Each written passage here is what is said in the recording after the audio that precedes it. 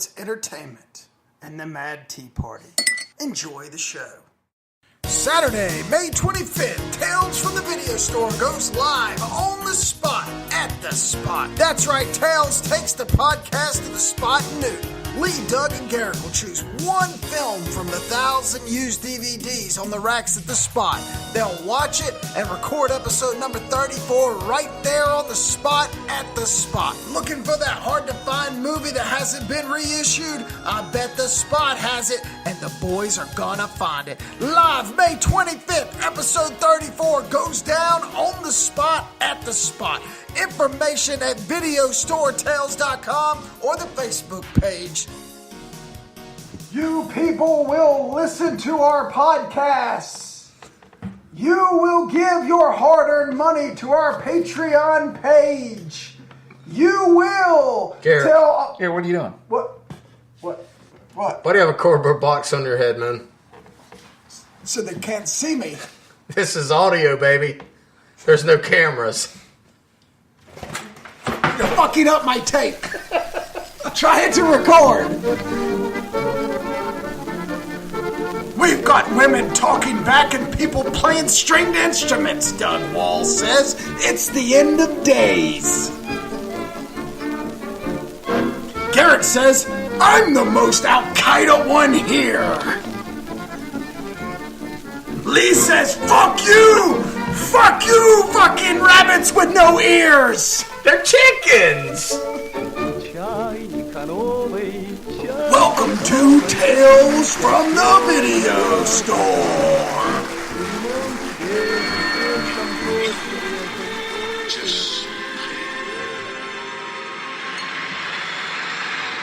There you go. The full trailer of Joker. Joaquin Phoenix is going to be great. It's a DC movie. How does it fare? I just don't know. I don't care. I don't think it's connected to the other DC movies. I don't either. It's because Batman's dad is alive in it, and Right. So basically, like Bruce Wayne's a little kid when this is happening, and so I don't think it's like So it's like a prequel of a prequel of a prequel. It's a prequel of the comic books. yeah, basically. And now whether or not this, because they're recasting Batman, whether or not this will be somehow tied to the new Batman, I have no idea. What happens to our favorite Batman? Damaged Batman. Oh, I don't think it's going to do other things. I mean, do you think he's in the running, or do you think he's out? Because I don't know.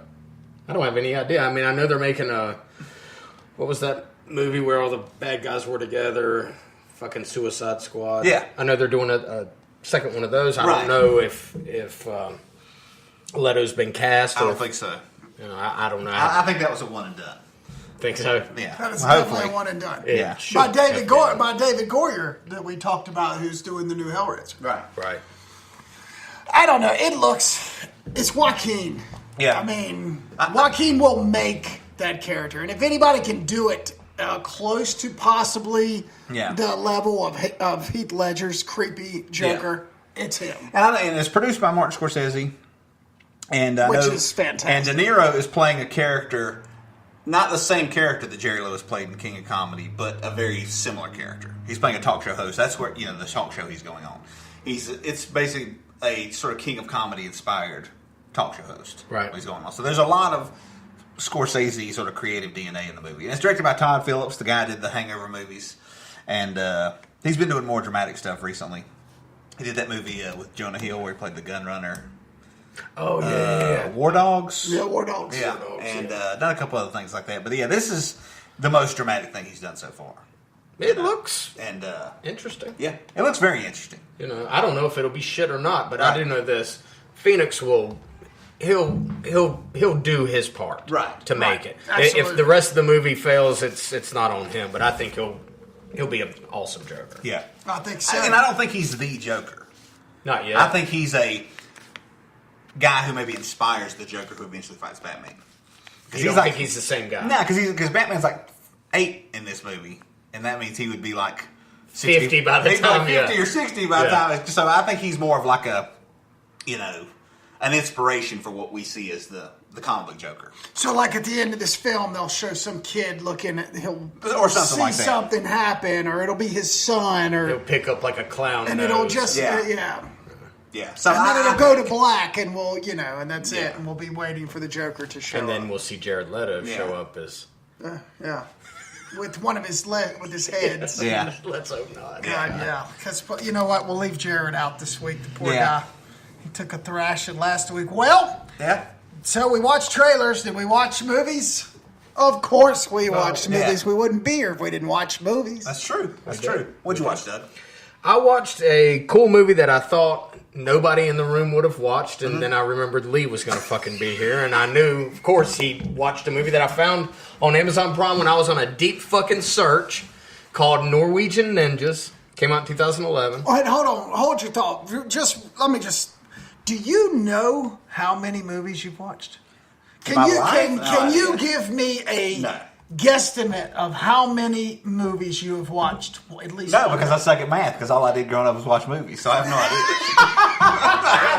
It's like a vicious circle. I would venture to say that there's not many people out there that have watched and I'm talking about well-rounded. There's been plenty of people probably watched every 20th Century Fox and every Warner Brothers and every Miramax movie, but somebody that's watched from around the globe, the global, His library is deep. I would put it up against anybody's. If there are people who have seen more, they probably need to seek psychiatric assistance. That's all I'm saying. But anyway, go ahead. Okay. So back to Norwegian Ninjas. It is based on a book by Thomas Malling, who also directed the movie. He wrote this book in 2006, and basically, it's about the main character is a guy by the name of Orn Treholt, who was an actual.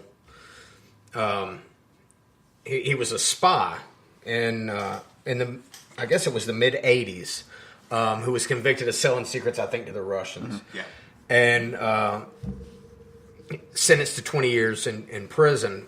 But in this world, he is like a super spy, and he runs this. He's in charge of training this branch of Norwegian ninjas, which basically consists of a bunch of farmers. And, it's a low budget kind of movie. But it's still really slick, if that makes any sense. Like, they use a lot of models and miniatures and that sort of thing. So it almost plays like Garrick and I were talking about earlier, almost plays like something maybe from like the mid-1960s. It's like it looks like a Roger Corman movie, but it's done in the 2000s.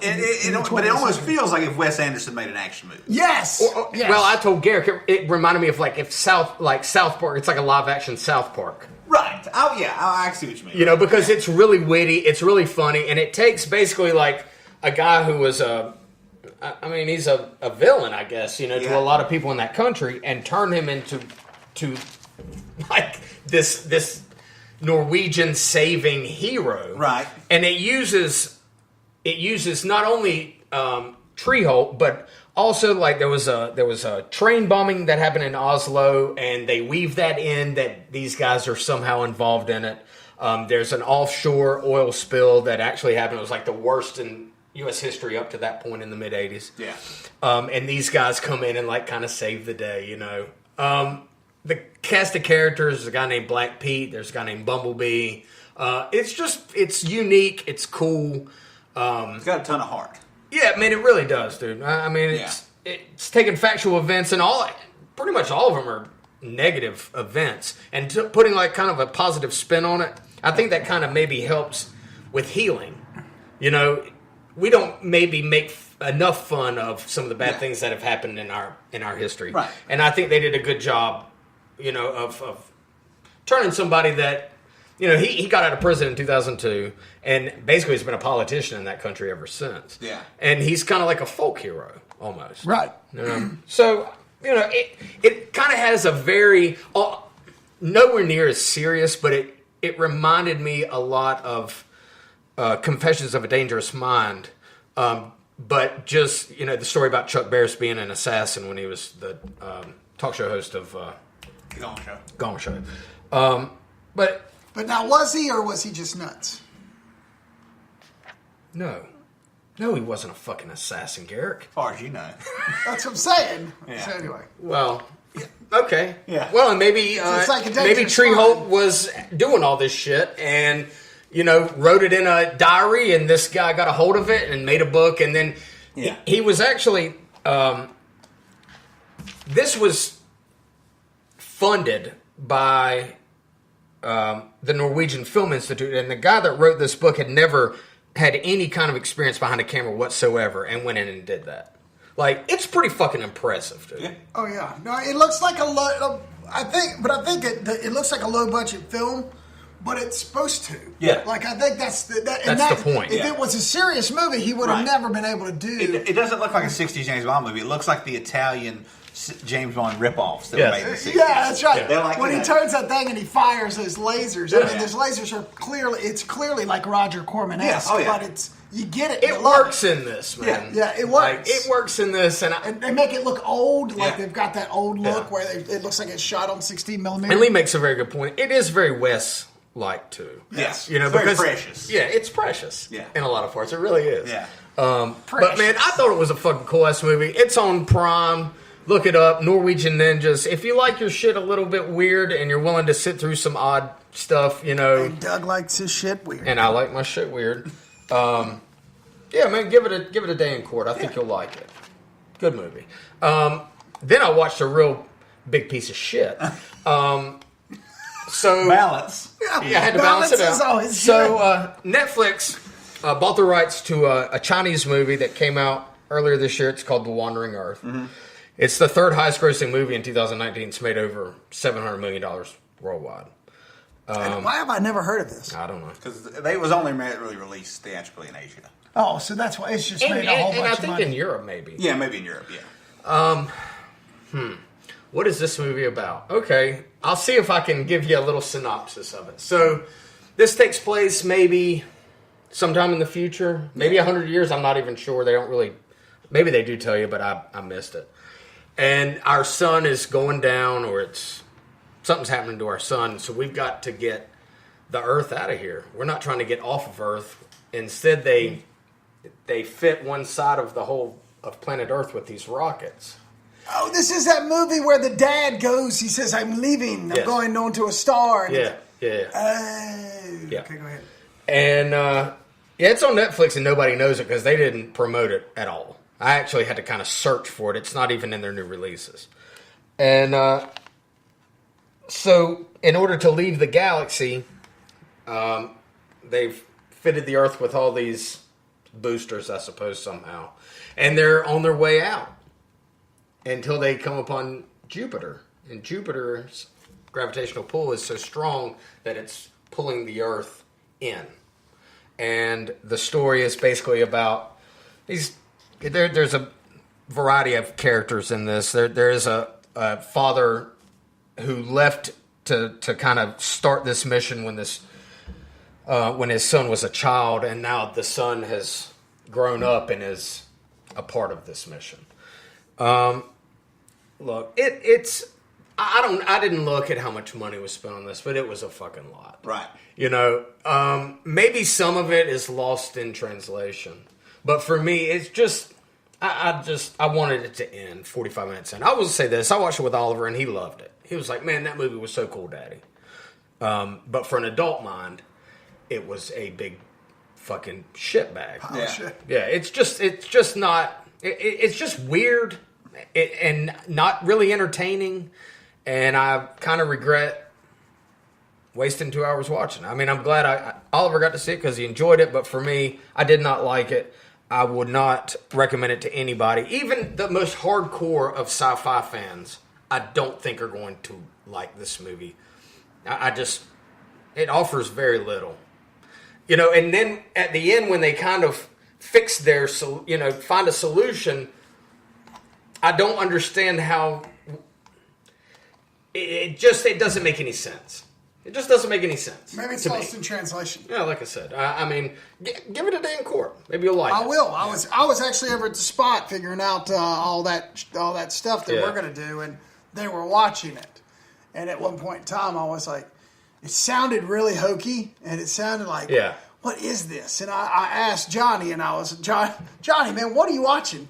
The Wandering Earth. I'm like, never heard of that. Yeah. This looks like a really bad Chinese movie. If you got 2 hours and you just want to waste the fuck out of it, Right. watch Wandering Earth. Because I got 2 hours to waste. And that's what I watch. That's what you watch. Yeah. There you go. So don't watch it, because I bet that's true. I bet that's a pretty fair assumption of that movie. Or watch it. I mean, Yeah. I'll ask you about it next week, because we're talking about next week during the next 3 weeks, the difference between mainland Chinese movies and Hong Kong movies. Because there's a massive difference in quality. This is definitely And storytelling quality, I'd say. Mainland Chinese. Chinese, It absolutely is. for sure. Yeah. And I think it's like that studio. I think I read it's like their first like big release. Like they've pumped a lot of money into it, and this was like their baby. Well, they made. I mean, whether it's a piece of crap or not, Avatar made all that money. It was a piece of crap. So I mean, it's in the. Like I said, it's over 700 million, so they've already won. It's not like Endgame that everybody's watching 3 and 4 times and going, "It's the best thing ever." Yeah. And it's broken like $1 billion. Is it number 1 now? Did it make number 1? I think so, yeah. Yeah, it's the number 1 grossing movie of all time. Maybe John Wick. Oh, no, it's number 2 now. Still, okay. It's number 2. I thought you meant this past weekend. No, it's number 2, yeah. What is number 1 now? It's still Avatar. Is it still It just Avatar? passed Titanic last week. Wow. Last Friday. Damn. That's it. They actually adjust for inflation on that too, right? Don't they? I don't know. Honestly, I think they do. They do some sort of calculations because obviously it's gonna make more money today than Titanic made 20 years ago. Obviously, yeah, that's true. Is that Chinese money or is that convert to American money? See, Who fucking knows?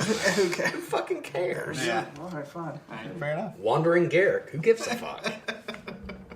Yeah, all right. Well, did you watch any pieces of garbage? No, I didn't. Oh, lucky you. Good. I did watch one movie that I enjoyed it, but I enjoyed it because of how well it was made. The cast and the acting is not very good, but this is a very high concept movie. It's a movie on Shudder. It's called Downrange, and it's about these kids driving across country, and they have a flat tire, and they're in the middle of nowhere. Obviously, like a horror movie, no cell signal.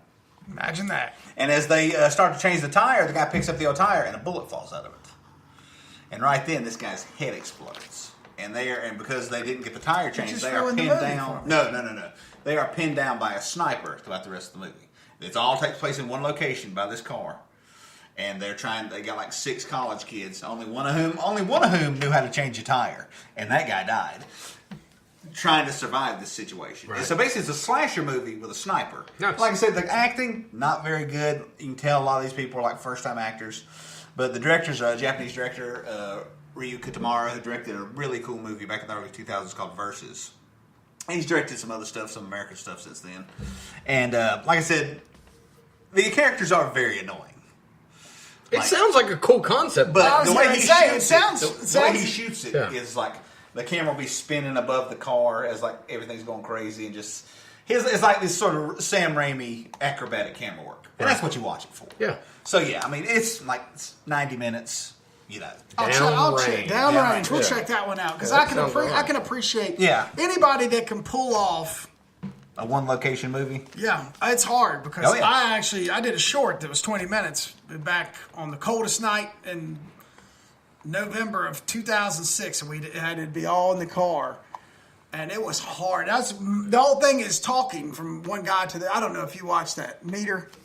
Yeah, man. Okay, so I've got my autographed copy, asshole. And I had to literally cut back and forth because you just run out of angles. There's only so many angles because you're in one location. So I can appreciate a film that's made in one location. That was 2006. It was the year Peyton was born, so sure, that was 2006. Damn, it seems like November of 2006. I thought you did that, man.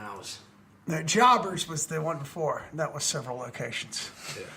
Good old Jobbers. We need to have a viewing of Jobbers. So yes, all right, cool. That sounds.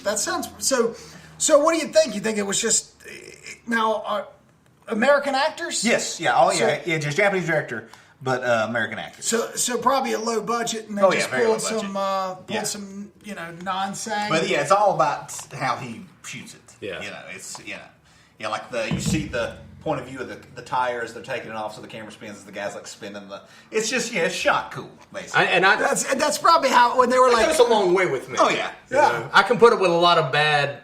Shit to get the reward of that. So, The last audition walks out and his casting director says, "I didn't like any of them," and the director goes, "Nobody's going to be watching the actors." Exactly. Yeah. And the other thing nobody's going to care about the actors. Exactly.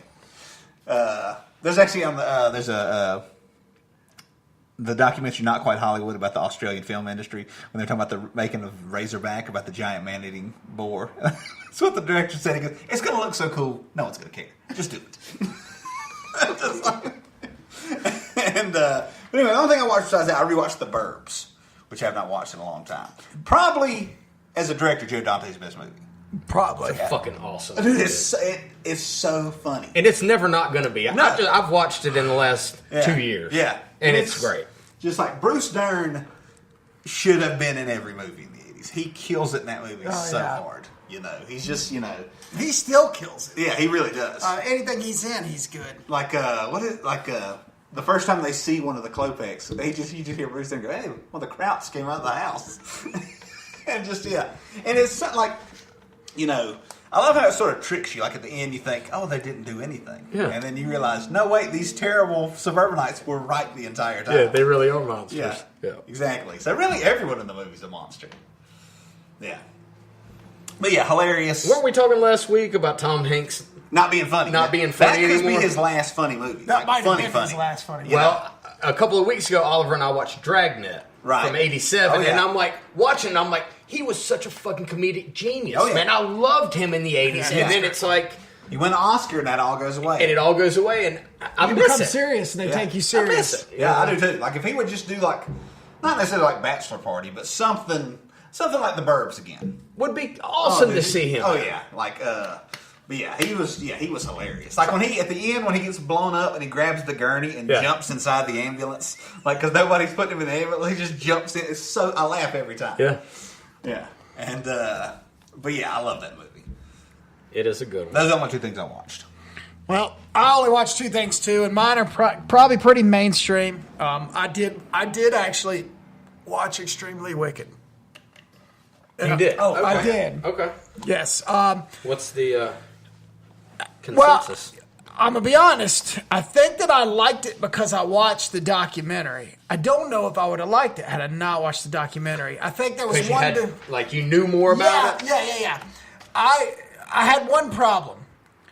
That I don't think Joe Beringer, who directed it, I don't think he wanted it to be Liz's point of view, which is his wife. His ex-wife, yeah. But at some point in time, he had to give it to Ted's point of view, and that's where he lost me. So, like, the first hour, it's about their relationship, and he's coming in and he's cooking dinner, after he'd just gone and strangled somebody, and the way he treats that woman, the way she acts, it's so good.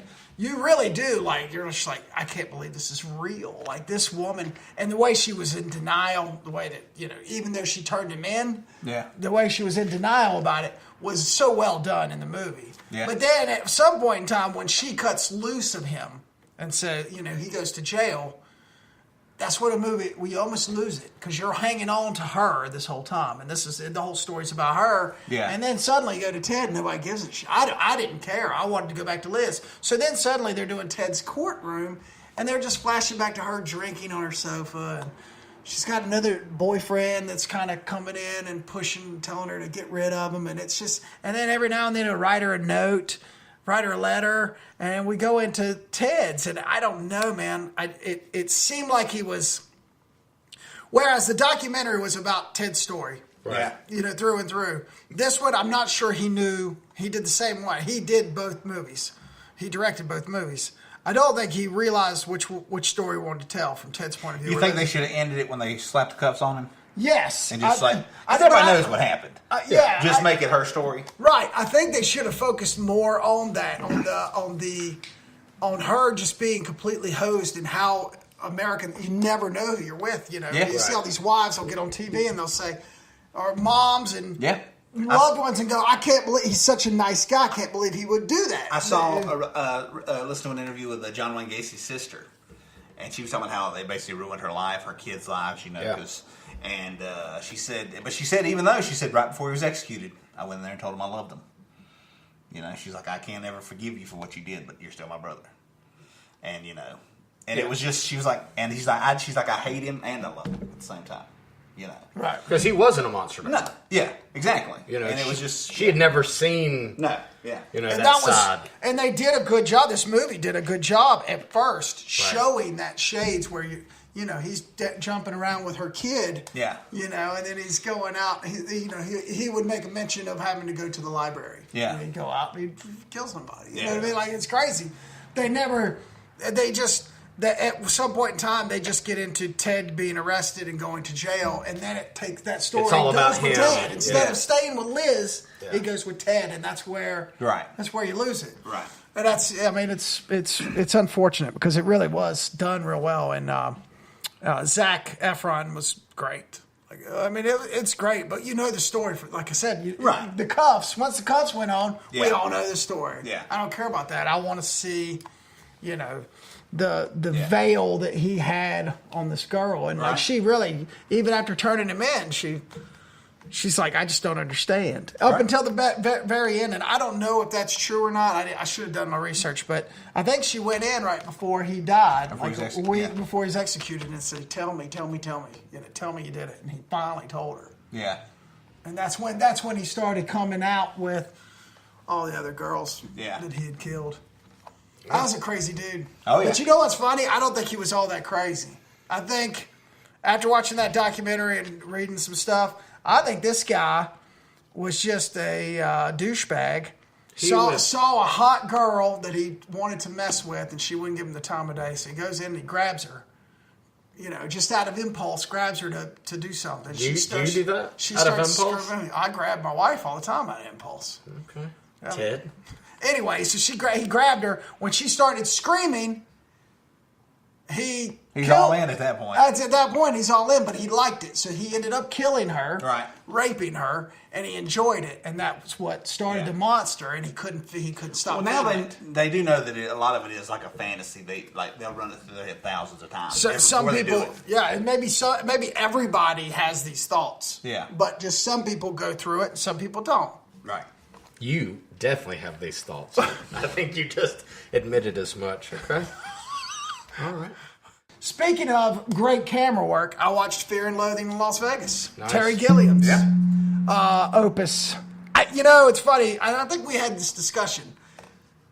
How do you make that movie? That whole book is commentary of Hunter S. Thompson drunk. Well, it's his through his psyche. Yes. That's hallucinating, talking about some things that may or may not be occurring while he's doing something like following this motorcycle race out in Las Vegas. Yeah. Right. And so it's fun. I think that he did a great job of putting that on celluloid, even though... I think he did as good a job as you could possibly imagine doing. Yes. Yeah. Yes. Especially with limited CGI. Yeah, that's what I was getting. I was getting ready to go with the use of how he did in-camera effects, pulling people's noses, doing the wide lenses, and the things like that. It was... You know who kills it in that movie? In a very short scene, the star of Happy, Christopher Maloney, is the hotel clerk. Yes. God dang, I can watch that scene over and over again. You want me to call you a cab, sir? And I'll call you a cocksucker. God dang. Yeah, go ahead, I'm sorry. No, it's the best. He's like, I've had to deal with you people all day long. It's great. Everybody, there's Ellen Barkin's in that. Benicio del Toro is perfect. He gained like 30, 40 pounds to play the lawyer. Everybody's probably seen this movie, so we don't have to get in depth. But the way they did it, the camera work, Johnny Depp, that one scene, I'm sure it was great. You only seen it one other time. Oliver Stone did it in The Doors, where Jim Morrison walks by himself And that was it was really cool back then how they did it, because back then they didn't have the CGI. But it was great when Johnny Depp comes in and there's the real Hunter S. Thompson sitting down and he says, "There's me." Oh, fuck me, there's me. What the hell? And the dinosaurs and just some of the crazy visuals in that movie still make it fantastic, even though it's really not very linear and it's not very narrative driven. On Alex Cox, I don't know if it's still up, but on Alex Cox's old website, the director of Repo Man, he had his original draft that he wrote, because him and Terry got into a conversation, and Terry tried to cut him out and have his writers. But I think he has his draft on there. He has like a Doctor Strange movie he wrote in like 1990. He's got tons of like unproduced scripts you can just download off his website. But then that was years ago, so I'm not even sure if that's Is he still alive? Yeah, he's like a volunteer firefighter in like New Mexico now. Really? Yeah, He's so talented. What's he doing being a firefighter? Well, the firefighter's great. That came out wrong, but he got into it with some directors in like the mid '80s, and he was supposed to actually be the original director of Running Man, and like quit during pre-production and just never got back to that sort of Sid and Nancy type level again ever. Basically, it's too bad. He says he was blacklisted in the industry, but I don't know how much truth that is to that. It happens. It does happen. It certainly happens. Wow. Yeah. Well, there you go. It's Fear and Loathing in Las Vegas, and if you haven't seen it, and you've ever done drugs in your life, go read the book. Go read some Hunter S. Thompson. That's a good point. Maybe read the book. Read it before you try and watch this movie, because 99% of people who watch this movie, they don't have a fucking clue what it's about. Read the short story first, and then watch the movie, and I think you'll appreciate it quite a bit more.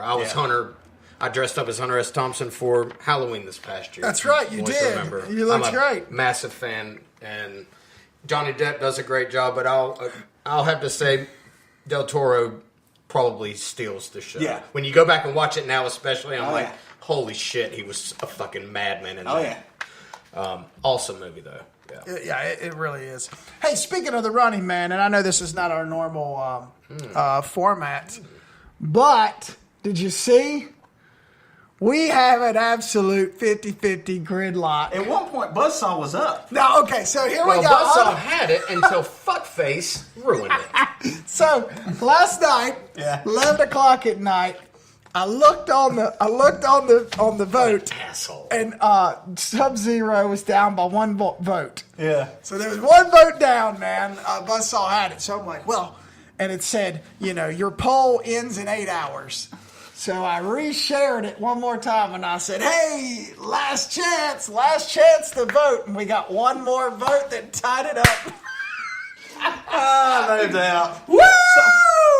So who do we give it to? Do we give it to Buzzsaw because I cheated, or technically did it come in even? And what do we do? I say give it to Sub-Zero. Fuck Sub-Zero. Fuck you guys too. Who did you pay to fucking give that one last vote to? I don't know. Let's look and see who gave it up. It's probably Mark fucking Rhodes who it was. Let's see. 50-50. Yep. 34 votes. They're usually at the top. Lee Bridges and Garrick Lane. Let's see who it was. Well, it looks like... No, that's on Buzzsaw. Yeah, so it would have to be... Who was... Oh, it's hard to say, man. Hey, Mike D. Silvestri and Matt Pearsall and Jeff Duckworth, who owns the spot, and Sphinxy. She screwed you. Fucking Svetsy strikes again. Svetsy screwed you. If you guys don't remember, Svetsy was on one of our shows when we watched the Sam Elliott tribute film. Yeah. And she just messed Yeah. the whole process up last night. I should have known. In a last ditch effort to have Sub-Zero win the showdown, we had a gridlock tie. So now, what do we do? How does this work out? Flip a fucking coin. Do we arm wrestle for it? Oh, we can flip a coin. Yeah. Want to flip a coin? You got a coin? I don't have a coin. All right. Well, we'll get back to you. Would you like to introduce our movie Absolutely. for today? I would. This is a movie from 2010. It is a British film directed by a comedian named Chris Morris. and it is called Four Lions, and it is about. The last 2 weeks we've said for In Bruges and Death of Stalin, this movie might not be for everybody. This movie is for very few people. Very few people. Very few people. However, I'm sure it's for all three of us. No, yes. Three of the 1%. 3 of the 6 people that like this movie are in this room. Dude, it's so good, man. Yeah. And it is a movie about would-be suicide bombers in England. 3 of whom are English people of Pakistani descent. One is a just English person who converted to Islam. Barry, who is the most Al Qaeda one there, and they're idiots. And the inspiration for the movie, Chris Morris was reading a newspaper article about some terrorists in Yemen who were trying to blow up a military boat, and they had this little speedboat they were going to load down with explosives. But they kept putting more and more, and it sank to the bottom of the bay, and then they all got arrested. And he was like, because that was when it dawned on him. He said that they're not these supervillains. They're not, he said most of them are just poorly educated people who are just idiots. Yeah. And he researched this movie for a very long time, like 2 or 3 years. Talked to soldiers, talked to, English Muslims who are, not very religious. Some are very religious. Some are conservative. Some are liberal. Talk to just people all over the subject. People in the military, people in the English police department. And it really shows because there's no real. The movie doesn't really have a point of view like it's trying to tell you which way to lean. It's right down the middle. It's these guys. They all 4 of them have different reasons for wanting to be involved in this jihad. Ranging from religious zealotry to just being pissed off to just being a follower who I don't have anything. I don't know what I'm supposed to do. They don't. Their life has no purpose. Yeah, and it goes from being very very funny to very very not funny. Sometimes within the same moment. Yes, and it's like I said, not for everybody. Some people just find this movie unacceptable. Which is fine. Which is more than fine. You can just not watch it. I understand, and I had a little bit of trepidation. Oh yeah, too. I was like, I don't know if I'm going to like this. Yeah. And then the opening scene happened, and homeboy's sitting there, and the guy's like, the gun's too small. He's like, no, I have very big hands, and I'm like, oh god, it's perfect already. Yeah. You know that Chris Morris was an actual Veep veteran. Yeah, he is ironically. Him and Armando were writing partners back in the 90s. So basically, makes total sense. Tell me it doesn't show. I guess what the English equivalent of the Daily Show, right? Is what they worked on. Yep. And they're both political comedians. Armando's more of just a straight political comedian. I guess you say Chris Morris is like a cultural critic / comedian. Be the best way to put it. And it's just it's a very well done movie about a terrible subject. Yeah. And like you were talking about. We don't make fun of terrible things. I think making fun of terrible things is very important. It helps with the healing. It does. It almost releases emotional antibodies. Yeah. I think. I think just making things these sort of sacred cows you can't talk about is not good at all. But that's just my. What did you think of the movie, Garrick? I agree. Okay. So here, from a producer point of view, I don't know how the film got funded unless they found some really one of the 1% guys that thinks that script was funny. To say we don't care what they said, and overall the budget was $2.5 million, and it made $300,000 at the theater. Yep. So there you go. Yeah, that's why. Well, I think him being a famous TV comedian in England helped. Sure, and but he hasn't directed. He's directed one movie that's coming out this year, so he's directed 2 movies in 10 years. Right, and I'm sure the content of this movie did not help his director. But also, he strikes me as the type of guy who doesn't give a shit. But yeah, you're right. But you know what? The thing is the way he did it. Those guys we loved them. They were total morons. Yeah. So he touched on suicide bombers and Islam and all that stuff, but he also made these guys out to be the biggest dummies. Yeah. Ever. Yeah. Ever. The guy that goes in and buys the stuff, and he's go ahead, Doug. When Faisal goes in, Omar and the boys come in, and Faisal's in the house, and there's bottles and bottles everywhere of peroxide, I guess. Yeah. Yeah. And he's like, where did you get all this? And he's like, I got it down at, like, the Sam's Club. And he's like, the same one? And he's like, yeah, of course. He's like, why would you go to the same one? Like, you're going to get us nicked. And he's like, no. I use different voices every time. And when he's doing the voices... And they're all his voice. It's all the same voice. Yeah. And he's like, this one is a woman. And he covers up his face because he has a big beard. And he's like, when you went in there and you have your hands over your face like that, what do you think that they thought? And he's like, I'm a woman with the beard. Like, it's just ridiculous. Yeah. Oh, yeah. She's covering up her face because she has a beard. Yeah, it is so...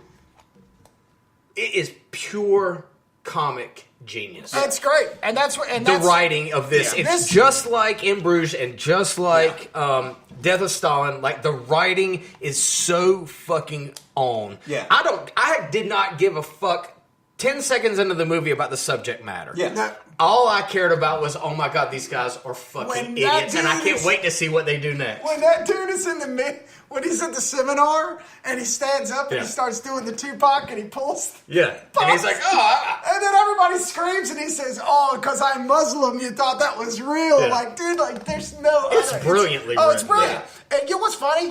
Is it's actually a good-hearted film. It's not a hate. It's not a hate film. No. You actually, when these guys start, and this is a spoiler alert, these guys start blowing up at the end.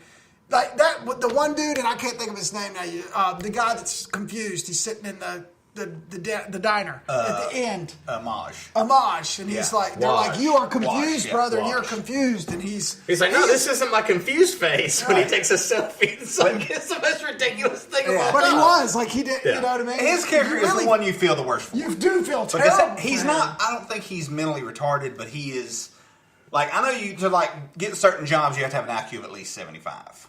I think Waj is, he's at about 80, he's about 80 points. Yeah, he's right on He's the line. right on the cusp. 77. And he's a very simple guy. Yeah. And he just, like, what his best friend's doing, He's doing. that's what he's going to do. Yeah. And he's the one you're like, damn, this guy doesn't need to be doing this, you know. I mean, none of them do, but he's, you know. And that is touched on later when, you know, when they go to do it. And Omar, his best friend, has sort of, you know, Kind of second that thoughts. moment where he has he's that moment like, like, oh my God, I'm letting my best friend do this. Yeah, And, like, you know. what are we doing? Yeah. Yeah.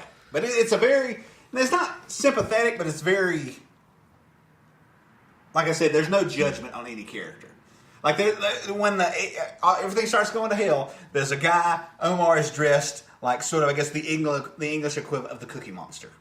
And because they're at the London It's a marathon, everybody dresses up in costume. Well, there's a Cookie Monster. They call him the honey bear. There's a honey bear? There's a Wookiee, and there's something else. And the snipers are trying to what constitutes a bear? Is a Chewbacca a bear? Yes. And one goes, Chewbacca's not a bear. He's like, no, he's a fucking Wookiee. He's not a bear. Well, what's the honey bear? And then they shoot the wrong guy. Because you shot the wrong guy. He goes, he had to be the right guy because I just shot him. Yeah, dude, it's an odd dynamic in Yes. this movie, and I understand, like you said, Lee, that I get why certain people would not get 15 minutes into this movie. No. You know, I get it. Because, you know, fundamentalists and extremists Oh, can God. fuck Pete, all could you. you They can all imagine the fucking scene go with die. the crow? Could you imagine the scene with the crow? Oh, the crow bombs. Even though the crow was probably fake, the fact that they show that But crow. isn't it sweet the way Fezzik is talking to the crow? Yeah. It kind of like, he's like, you're going to go to heaven. He's like, you're just going to be okay. He's just like petting this crow and just, you know, and he just, yeah. I felt bad because every time Fezzik would mention that his dad has dementia, they would just push it down. Like, my dad sees creatures that aren't there. Shut the fuck up. Yeah, it's just like, yeah, like they're all just pathetic guys, basically. They really Except are. Barry. Barry's the only one who is, He is a true believer. yeah, he is a complete zealot, like Yeah. you said. But the funniest scene in the movie to me is two of them, Omar and Waj, go to a terrorist training camp in Pakistan. Yes. And Yeah, there's a scene where, and early in those, when they get there, they see a drone, so everybody hides. Well, they get left there by themselves, and so Omar's like, I'm going to take down that drone with his bazooka, and he picks it up backwards and shoots the rocket going the wrong way, and it hits the guys who just left the training camp. They're going to a meeting, and then the drone flies over and kills the guys who they were working with. So they just go home. Yeah, and it's it's over. so ridiculous and so it's like just. And I wish, not necessarily there were American movies that had this subject matter, but the 3 movies we watched, the scripts are so tight. Yeah. And since basically, the release of The 40-Year-Old Virgin in 2006, there's been so much. It's just all American comedy movies, most of them, all the big ones. It's just improvs in medium close-ups. All the Will Ferrell movies are all just, there's nothing visual about them. Yeah. There's no visual humor. It's just, I wish there was more American movies, not necessarily the subject matter, like I said, but just this level of style, level of quality of the scripts. Yeah. Because it's a top-notch fucking script. Oh, yeah. And yeah, it is a... Everybody's dancing in the moonlight. Yeah, it's a sympathetic view on these type of characters, and I can understand how people would be resistant to that. Yeah. But I implore people to give this movie a chance, right? Because I kind of had the same feelings going in. I was like, I don't know. I was like, maybe Lee's taking me to a place I'm not supposed to watch this. Yeah, it's like that's how you feel. But and I'm not kidding you, dude. I mean, that first shot, and they're filming Waj, and he's sitting on the floor, and he's got this. It looks like it's a toy gun, like in his hand. Like a replica of an AK-47, but for like an 8-year-old. And the guy's like, "Why are you carrying that gun? Like it's tiny." He's like, "No, I have very big hands." Like it's just ridiculous. Yeah. Don't burden yourself with the subject matter. Yeah. Just go into this movie wanting and let yourself be entertained, and you will be. The stuff that made me the most uncomfortable was the stuff when Omar was talking to his wife and his kids. And at first you don't first half of the movie, you don't especially towards the end. You don't know if they know. You don't know because about halfway through he's telling his son the story of the Lion King, but he's trying to sort of weave in the idea of what he's doing, and he's like, "Well, I'm going to lie, but at the end it'll be okay." And his dad's like, "No," he's like, "Simba would never lie in the Lion King." Like his son kind of calls him on it, without his son knowing. But then at the end, you realize they both know and they're both okay with it, and that is to me was very uncomfortable to sit through. That was the only point of the movie. It's like the night before the marathon, and he's sitting there, and the wife comes in, and she's beautiful, and they've got a beautiful son, and it's like, what the fuck are you doing? Why are you willing to give all this up for nothing? Yeah.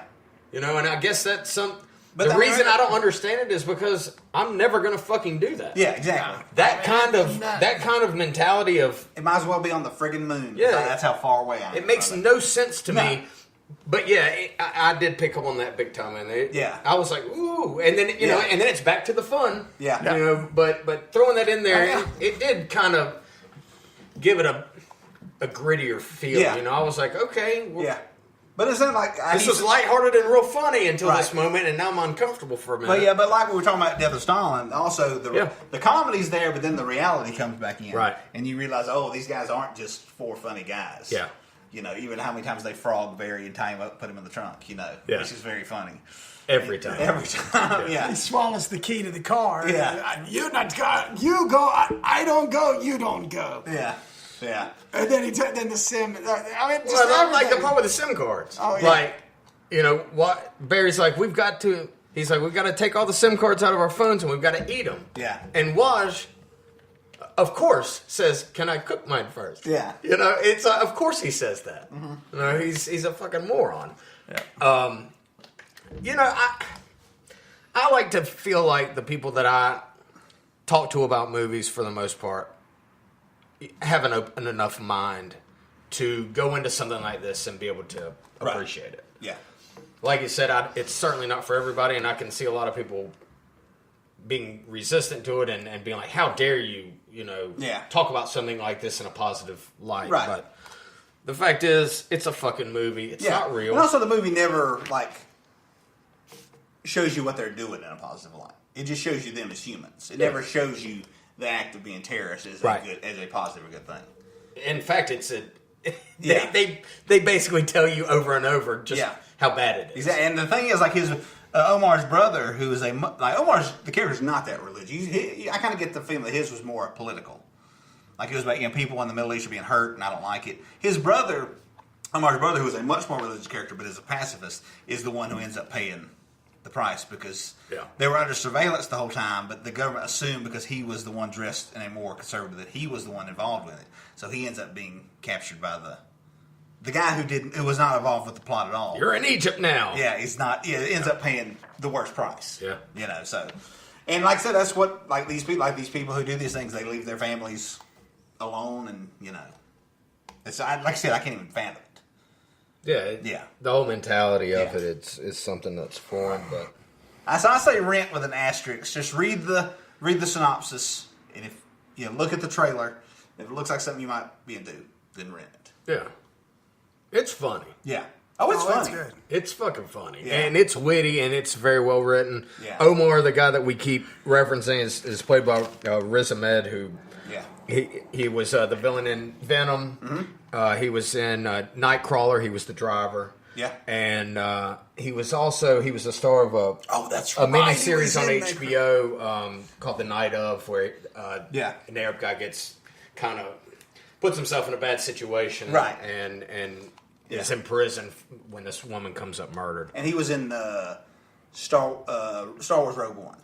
He's a fucking great actor. That's right. Yeah, he's a really good actor. Yeah, and he went in the interview, like him and Chris Morris went and talked to people who had been like in Guantanamo and then released, right? And stuff. And so, like I said, he did a lot of research. I'm glad that him being in this, didn't derail. Right. Well, the guy who plays Waj is the main character of the What We Do in the Shadows TV show. He's the big Vlad the Impaler looking Dracula vampire. Yeah. So it hasn't hurt anybody's career. Yeah, which is good. Yeah. Yeah.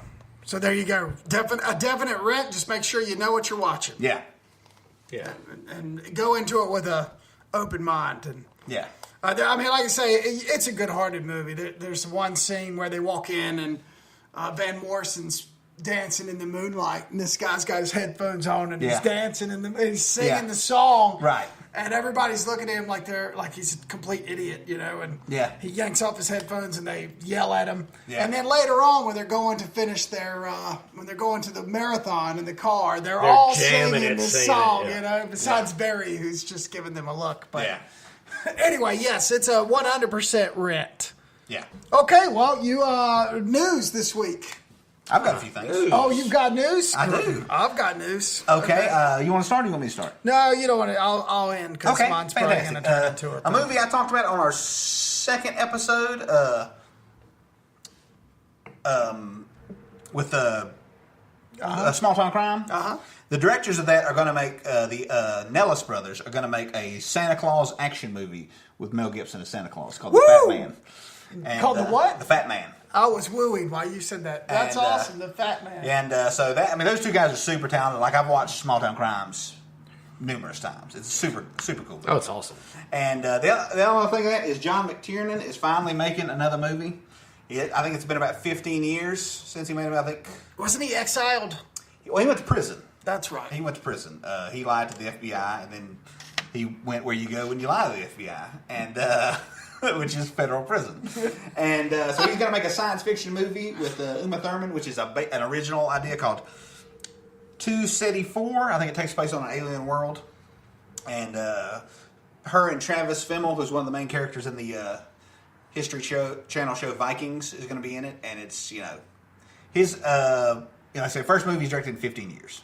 So John McTiernan, in 3 years he directed Predator, Die Hard, and Hunt for Red October. Yeah. I mean, he's maybe, one of the greatest action directors of all time. And of the 80s. But those 3 movies, there are people who directed 30 movies have directed 3 movies that good. You're right. Or one as good as any of them. Exactly. Yeah. So, I mean, and he's directed some other good movies, too, that I like. Mm-hmm. Yeah, but I'm excited for that. I don't know how good it'll be, because, like I said, it's been a long time, and he's almost 70. But, I got hope. I'll give it a day. Yeah, exactly. He's earned that. Absolutely. Yeah. And Uma Thurman, she's been kind of taking it easy. She's on this Netflix show, but you haven't seen her much. No, I haven't seen her much at all in the last few years. But also, the thing I mentioned a couple episodes ago, Glenn Danzig's directorial debut is going to premiere at the Cinepocalypse Film Festival. So it's already being done. No, it's done. Oh, it's done. The movie I was talking about, I thought that was the movie I meant, the Vampire Spaghetti Western. Apparently, that's going to be his second movie. That's the second movie. This movie is based on. This movie is based on his first movie is going to be based on his horror comics he wrote. So this second movie is a completely just original idea. It's not based on. So how does he stand up against Rob Zombie? We'll have to wait and see. have to wait and see. You know, he bench pressed a lot more than Rob Zombie. That's you know, he buys a lot more black hair dye than Rob Zombie. Other than that, we'll have to wait and see. Yeah, that's all I have. Well, I have some news, and I don't want to get into a big roast over it. So this is, and I know Lee's going to roll his eyes. He's only got one more week to do this. But the Game of Thrones ridiculousness that's going on with the hate on the story and everything, I'm not going to get into it because we can do that later, or we can do it in some sort of essay. But I will say this. I woke up this morning after last night's episode and got on Twitter, which I probably shouldn't have done, and to hear that women are having a problem with how the women of that show have been depicted. Or how the characters are behaving is a negative on modern women. Right. Yes. Fantasy, not real, is affecting the real. Right? Yes. Yeah. Correct. Well, and then we have African American people that are upset that when the surrender of last night, and this is a complete spoiler, so do not listen to this part if you want to watch this, but at one point in time, the Cersei's, or the Lannister army surrenders, and they ring the bell. And they throw all their shit down. Yeah, like, they put like, all their stuff down, and they ring the bell saying, we're done. You guys, Daenerys has won. She's sitting on top of a tower on her dragon. She looks around and decides in that moment, instead of getting off of her dragon and coming down and meeting her new kingdom and becoming queen. Oh, there's nobody left. She's going to burn it down. Well, if all you people that are upset that is the decision that the writers made, whether you agree or not that the writing is lazy this year or not, you got to remember who her father was, or her grandfather was, the Mad King. And fucking Grey Worm's old lady got her head cut off. He Yes. watched her get her head cut off. He's fucking mad. He wants to kill some people. And he is down by his oath to follow Daenerys. So when Daenerys started blowing the place up, he followed suit. It's unfortunate that Jon Snow and Davos were the only two white guys standing in the front line. But anyway, back to the women. It is a story. And the story, if you read the lore, if you've read the books and you read the lore, and you know the past, all her family was crazy. So when she did this, it was probably based on the backstory. And let's be honest. Let's just really be honest here while you guys want to find something to complain about. If I had a dragon, I'd be a cunt too. That is all. You don't have one, and you are. Yeah, you're like What's your excuse now? People complain about everything. You can complain like about I'll complain about the fucking story writing because it's shit. Okay, sure. But like, political. Why are you making it political? Like, Jesus. Because people are cunts. That's it. They really are. If they don't have something to fucking wake up and bitch about, they would have killed themselves years ago. Fair enough. And that's it. And it's always going to be like that. It's always been like that. It's just worse now because there's so many outlets social media for these fuckers to let themselves be heard. Instead of waking up in the morning and beating your wife, you get on Facebook and you tell everybody how much you hate Donald Trump, okay, or how much you hate Obama, who was in the who's in the office years ago. What does it even matter? Anyway, whether you like Game of Thrones or not, don't make it political. It's a freaking movie. Hey, and if you really want to be pissed off, about something you watched, then you should go rent 4 Lions. Because I would love to see, if you're mad about a woman on a dragon blowing up a whole kingdom, you should watch the movie we just watched. I'm sure you'll be offended. When you get a load of this, yeah. So, there you go. You got us a movie? I do. All right. I do. It's a movie from 2011, directed by Bobcat Goldthwait, called God Bless America. Have you seen it? Mm-hmm. It's awesome. Yes. And it is also about a very uncomfortable subject, about a mass shooter. And it's what is this week? Well, you said we're doing dark comedy. It is dark comedy. And Joel Murray, Bill Murray's brother, plays a guy who his kid hates him, his ex-wife hates him, he loses his job, he finds out he has a brain tumor. And one night he's sitting watching one of those Sweet 16 TV shows on MTV, and he has the epiphany that he's just going to go kill these people. And he thinks when he goes to kill the girl, he traps her in a car, he sticks a handkerchief down the gas tank and lights it, and as he's walking away, he lights a cigarette, schools out while Alice Cooper starts playing. Well, then the wind blows the handkerchief out of the gas tank, and he ends up sloppily shooting her.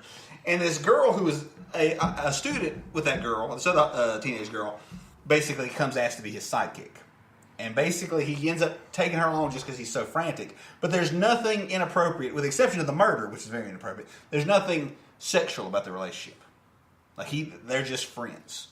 And they're in a movie theater watching a movie, and some people are talking, and he just gets up and kills them. And for a movie about a mass shooter, it has a surprising amount of heart. It really does. And it's just, some people, this movie will be completely unacceptable. And now I don't think, we've talked about something you mentioned, how did Four Lions get made? There's no way God Bless America gets made in 2019. No way. No. Way. What year was 2011. There's no way Four Lions gets made in 2019. But it's a really good movie. Oh, it's cool, man. Yeah. I saw it about 3 years ago. Yeah. And you can rent it online and stuff, but it's, But if you familiar with Bobcat Goldthwait's comedy or any of his other movies, it's about par for the course. His movies are pretty dark. I love them, dude. Yeah. Oliver and I were watching a couple of weeks ago. I've been trying to get him to watch some 80s comedies that I think he'll like. And we watched One Crazy Summer. Mm-hmm. Nice. And Bobcat is in this, and he's so good. We're about 40 minutes into the movie, and he's like, Daddy. He's like, what is wrong with him? Yeah. He's like, is he okay? And I was like, yes. I was like, he's a comedian. Yeah. He does this intentionally. Yeah. He's like, why is he screaming and like, ah! And doing his breathing and all this? Yeah. I said, that was his character. Yeah. And he was this character from like 85 97 till, till 90s. one day I saw him in an interview and he wasn't doing it. I was like, well, that's weird. Yeah. Did you see the Super Bowl commercial he was in 4 years ago? It was the year before Robin Williams died. I'm sure Robin I Williams did. was in it. It was one of those they have a celebrity yell and they give them a Snickers and they calm down. Yeah. And Robin Williams was the football coach, and then at the end you see Bobcat's the fan and the crowd screaming, and they were best friends. They were best friends. I was going to say they were best friends and in real life. Robin got him in the commercial, and he said, "Bob, to be in this commercial, you're going to have to do the voice." And he hadn't done it 15 years at this point. He's like, "Robin, for the amount of money I'm getting, I'll fuck a Snickers." But he pays for his movies out of his own pocket. Yeah. They're very low budget. This is probably his most ambitious movie, storytelling wise. I remember seeing Shakes the Clown the first time, and I was like, "You motherfucker!" Shakes the Clown. You're going to a level that just came out on Blu-ray. That people just won't. Yeah, it's not for everyone. No. I'm like, thank you, and you told that story about the guy that he saw at the mall that was like, "Hey man, that was my favorite movie ever." I just always had so much respect for him because of that character that he always portrayed. You come off thinking he's a lunatic and kind of stupid. Yeah. When in fact he's quite the opposite. Oh yeah, he's a fucking. Have you seen his TV show? It's a horror anthology show called Bobcat Goldthwait's Monsters of Mad Men. Mm-hmm. It's like a funny Twilight Zone. What's it on? True TV, I want to say. I don't get it. Yeah. Somehow it didn't make the list of basic cable. It's weird. ESPN didn't make my list. True. The reason I know I don't get it is because during March Madness, I'm like, wait, I don't get that? Yeah. All right, well, fuck it. Yeah. That's how I was with ESPN. I'm like, really? How do I don't not get get ESPN anymore? Or I'm sorry, ESPN Plus or ESPN U or whatever it is. The Ocho. Whatever. Something. I don't know, man. Yeah. Hey, can you rent that now? God Bless America. You can rent it online. Oh, so it's online. It might even be on Prime, man. I don't know. It used to be. I don't know if it is anymore. Or maybe it was on Netflix. Four Lions was on Hulu, and then I went for my trial, and it wasn't there anymore, and I had to rent it anyway. And now I've got to cancel my Hulu trial. Yes. Thanks, Lee. Appreciate it. Sorry. Yeah, no problem. Don't forget. I know. Forget. Well, there's some good stuff on Hulu. There is. I'm going to plug Hulu right now. This isn't. Trust me, Hulu doesn't. a nice vault. I like it. I like some their of this fucking old kung stuff. fu, dude. Yeah. Like Very old good. shit is Very good. fucking. They've got some shit. Netflix is actually. They've got some alright. I watched the fucking what is it? The Five Venoms. Five Deadly Venoms. Five Deadly Venoms. I hadn't seen that movie since I was like 14. Yeah.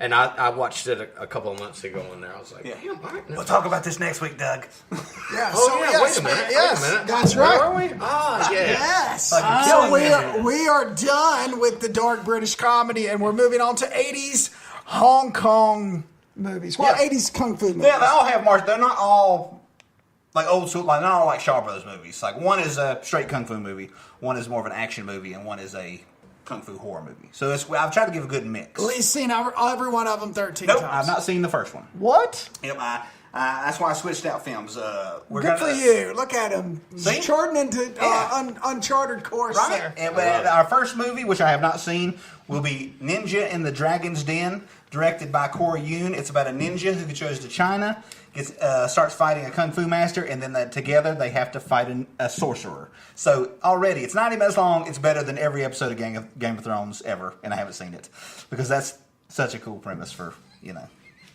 There's not 17 filler episodes of backstory. Hey, I'll tell you what, man. In the Game of Thrones defense, there wasn't any filler episodes up until season 7.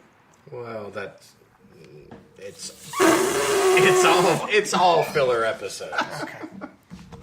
Okay, well, whatever. We're not going to get in this discussion. I'm not Are going. you to. sure? I don't want to get off this You don't podcast wanna- in a bad mood. you don't wanna talk about I it? want to punch you guys. right. Fucking blow You don't want to up. go back and Yeah. talk about how great the Night King episode was again? No, Do you want- all right, fine. You know what? Real fast. All right, so yes, Thanos. If everybody that's been listening, Thanos snapped me with his rant on the Night King episode, and maybe it was the snap that he gave me, or maybe it was just getting some time to really think about it. And I actually agree with Doug. I'm actually, as I watch the next 2 shows, I agree with Doug that I think that they've lazily written.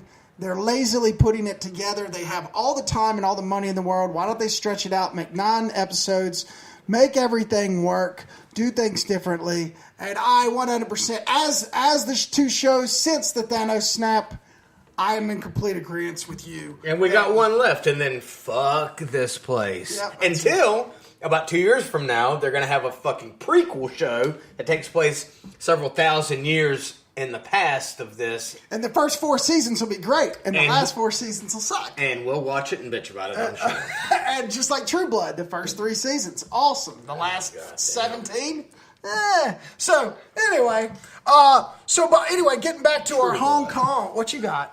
You got my girl up on. You Right. looking for something? No, I'm waiting for this y'all's spiel of your fucking normie basic bitch ass fandom to be done with. That I've sat through I know not how many times. You God, fucking really Martinites. We really have brought Lee through the freaking ringer on that shit. You know what's amazing though? It's the one thing he hasn't seen. Look at him. He's never going to watch And it. he's butthurt about it because he can't talk about it. No, not that I can't talk about it. I'm just tired of hearing about it. No, I've seen like 3 episodes. Okay. None of them are consecutively, but Yeah. I've seen, Well, so anyway, we're gonna get into Hong Kong next week. Yep. The 80s kung fu movies. We are going to jump out of that block next Saturday to do our live event at the Spot. So we were going to try to time it where it was in between blocks, but it's just not going to work out. We don't want to go 2 weeks without Yeah. doing our show, man. We can't do that. Yeah. So we're going to do one 80s kung fu, and then we're going to bounce into the Spot. We're going to do this spot show in the AM, right? Yes, first thing in the morning. All right, so that's it for this week. We will see you next it? week. We're That's done. it. We're done. See you. We'll be watching Ninja and the Dragon's Den. Everybody's dancing in the moonlight. Everybody's. You can't even use the fucking maraca right, dude. Go ahead. Such a fine and natural sight. Everybody's twisting. What words were those? I got it right here. Dancing in the moonlight. Everybody's feeling warm and bright. It's Cut his mic such off. a fine and natural sight. Is it not off? Everybody's dancing in the moonlight. Woo! Thank you for for listening to Tales from the Video Store. Be sure to rate us on Apple Podcasts, subscribe to our YouTube channel, or give us a recommendation on Facebook. The Patreon page is coming very soon. And thank you to our sponsors, Golden Ticket Cinemas, The Spot Toys and New, Jabberwocky RPG Systems, and Table Rock Creative Group. Additional information is available at videostoretales.com.